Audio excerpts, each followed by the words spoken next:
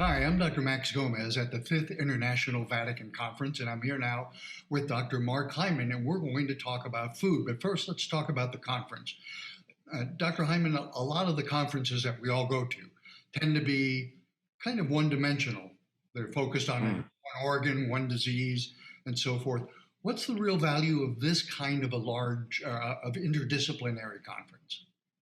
Well, our global problems are complex and they need thinking from many different disciplines. And for us to break out of our silos, to share ideas and thoughts, innovation and discoveries that could move things forward in unexpected ways. And I think there are very few opportunities for people from diverse backgrounds, diverse academic, business, philanthropic, or political backgrounds to come together to look at global problems and create coherent solutions in a way that brings real innovation and change. So, a lot of people talk about food as medicine, but I've heard people say, well, once you get sick, it's too late. It's really better as a preventative. Talk to me about food as medicine. Is that really doable? I think many of us believe that if we eat better, we'll stay healthy, but most physicians do not learn about nutrition in medical school. And certainly, we haven't seen the effects of radical changes in diet to optimize, improve, or even treat or reverse disease. The results in the data are currently astounding. And I'll just give a few examples. One, uh, in diabetics, this was a patient who came to our clinic at Cleveland Clinic who had type 2 diabetes for 10 years, heart failure, her kidneys were starting to fail, liver was starting to go. She had high blood pressure. She was on many medications that cost her $20,000 a year in copay. She was morbidly obese. Her BMI was 43, which is very big. And she was struggling on her way out at 66. Within 3 days of changing her diet, she got off her insulin. Within 3 months, she was off all her medications. Her heart failure reversed, her diabetes reversed, her A1C came down from 11 to 5.5, and her kidneys improved, her liver improved. After a year, she lost 116 pounds and reversed all of her conditions. It was off all of her medications and saved her 20,000 in copay. There are other trials, for example, a trial on bariatric surgery, which we think is a solution for obesity. We thought it was because of these improved hormones or some changes that happen in the digestive tract as a result of the surgery that led to the weight loss and changes in diabetes. But we've now done randomized trials where we put people on the same diet but not give them the surgery, and they have the same result. They reverse diabetes in 2 weeks. So we know very clearly that we can have dramatic impacts.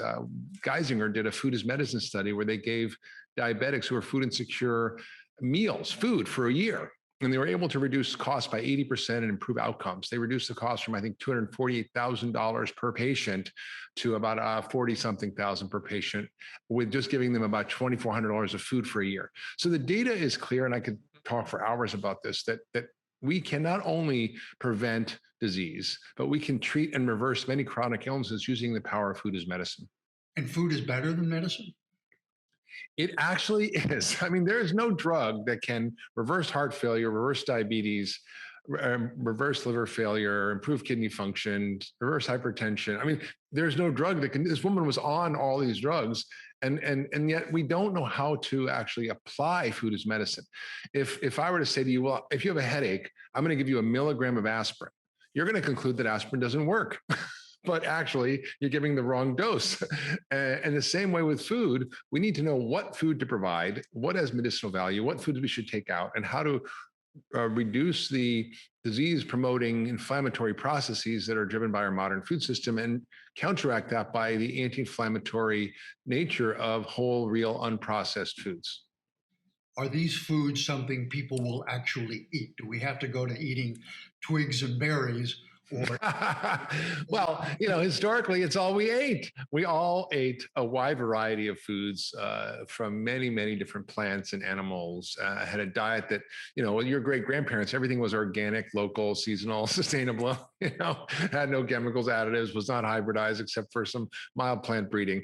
So I think the food can be extraordinarily delicious. In fact, flavor and nutrition go hand in hand. The reason foods have flavor is because of the phytochemical richness in the food. These plant molecules, there are 25,000 of them in food that modulate every aspect of your biology.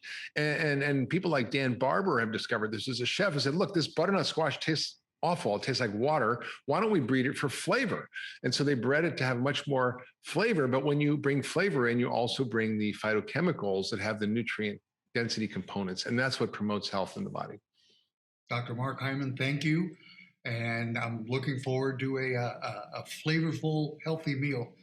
Just Thank you. thank you.